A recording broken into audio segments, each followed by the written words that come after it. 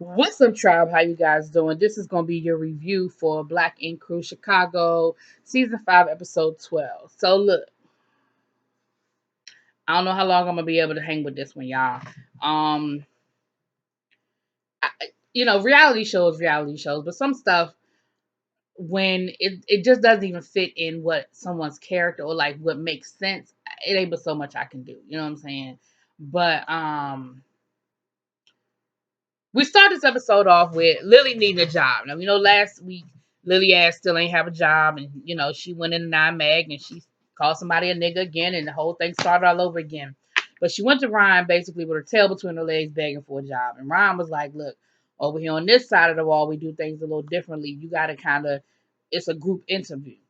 And so he let his people know what happened over with the old nine mag, and you know, pretty much they were asking Lily questions, and Lily had a whole lot to say.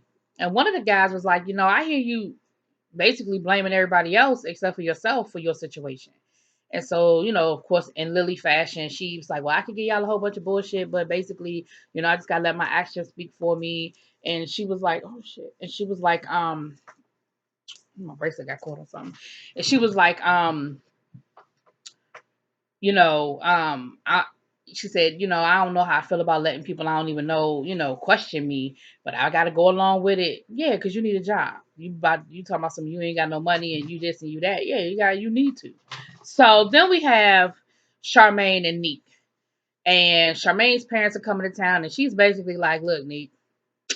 They're gonna ask you about us getting married. And niggas like, look, ain't nobody gonna pressure me into getting married before I'm ready to get married. Like, I can handle your parents. I ain't tripping. I like your parents. I don't have no problem with your parents. As long as they ain't coming at me about, when we gonna get married, we good. Now later on in the episode, they all go out to dinner or they out to eat. I don't know if it's lunch, dinner, breakfast. And they get to talking or whatever, and Charmaine and her mom end up leaving the table. Basically the dad was like, "Look, this ain't gonna fly. You're not just gonna keep shacking up with my daughter. Like, I like you and everything, but what are your intentions?" I mean, he asked him about his finances and all of that, and finally Meek was like, "Look, you know, I want to ask you for your daughter's hand in marriage. Like, is it okay?" He's like, well, "That's what we've been talking about for the last hour. Of course it's okay." He said, "Well, I just wanted to make sure it was cool with you first." He was like, "But I do intend to ask Charmaine, to marry me." So, and of course, if you follow them on social media, you know what's already happened. So, we have that. Now at the old nine mag with Van in charge, it has gone to shit. Okay, Van ain't doing nothing but saying he the boss, but don't want to do nothing boss like. You know, they had a client come in, and the client was looking for Shine. Remember, Shine was from last season.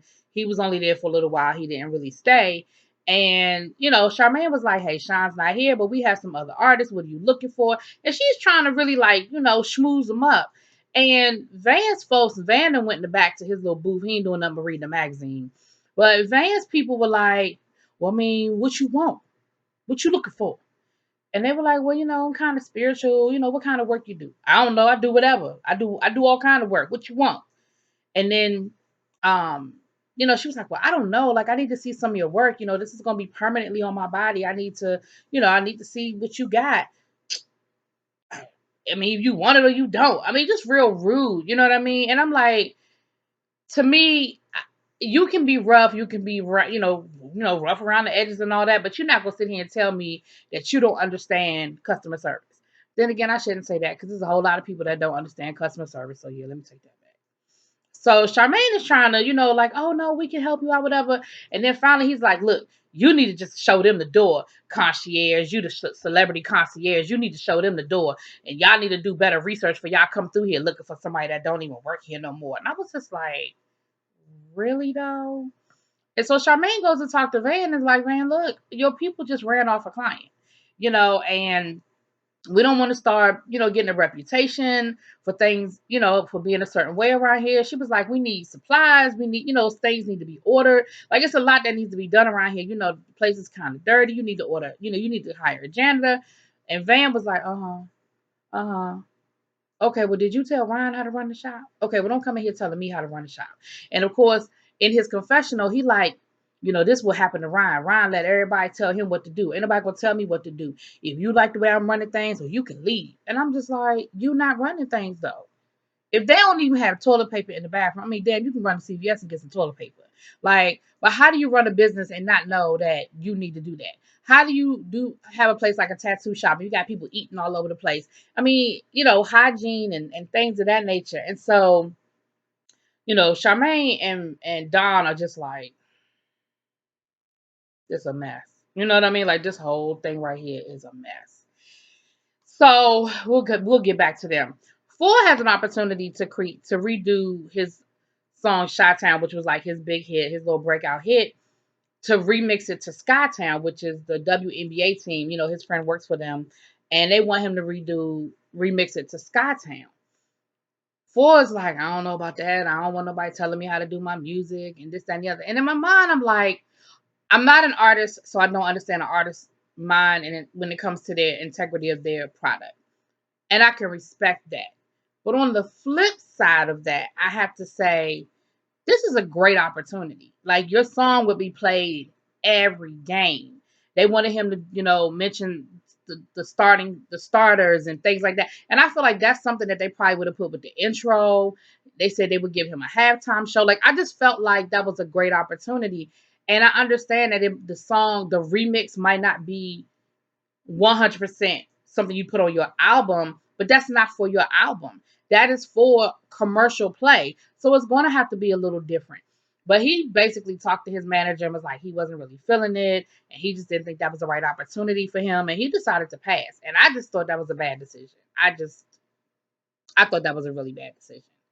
So, but again, after the year he's had, I also respect that he has to do what's going to give him a peace of mind. And if that's what's going to give him a peace of mind and feel like he's not, quote unquote, selling out, then I absolutely feel like that's what he has to do. I just think it wasn't the best decision, but I understand the decision. You know what I mean?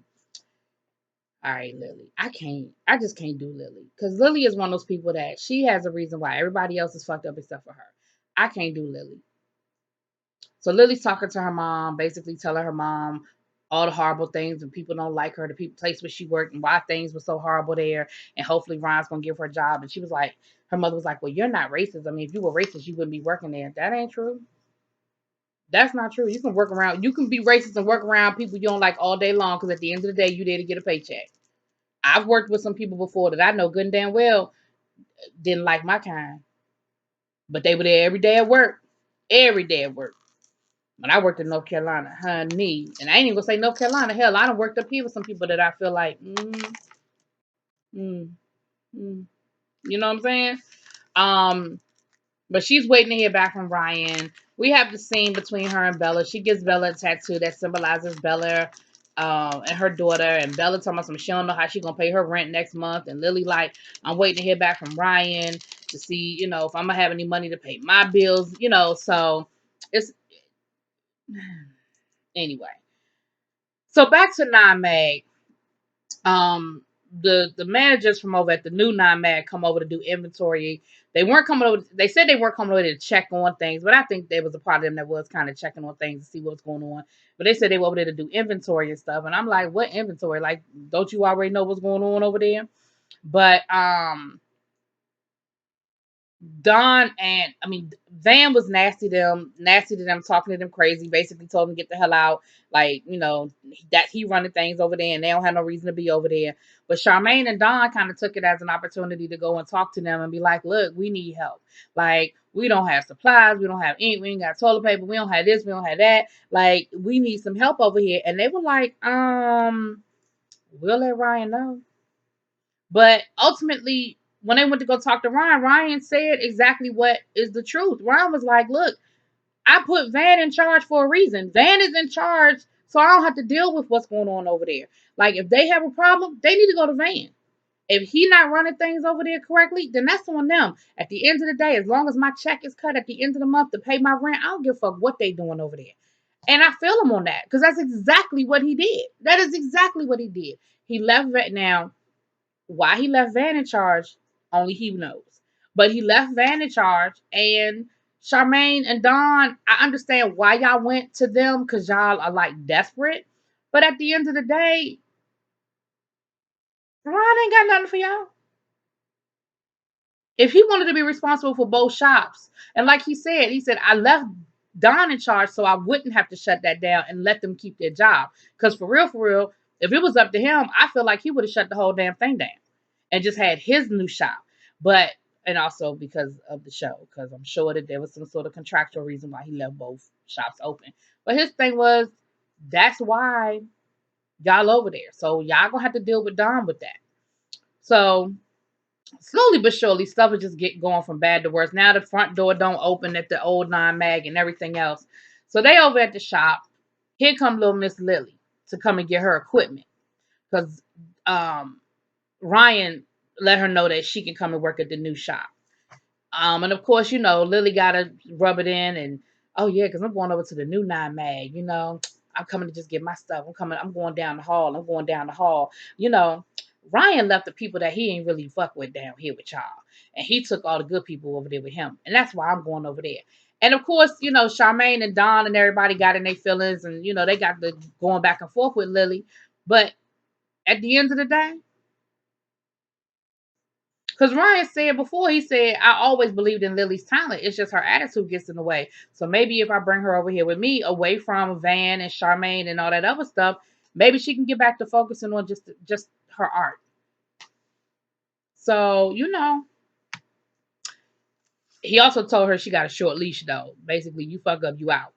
So it'll be very interesting to see uh how the whole thing plays out because it looked like they get ready to take one of their little trips.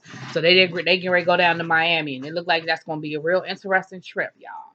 But anyway, that's kind of what went down. Y'all let me know what y'all think. And the reason why I said I don't know about the show is because y'all not going to sit here and tell me that Don doesn't understand business and doesn't understand how to run a business.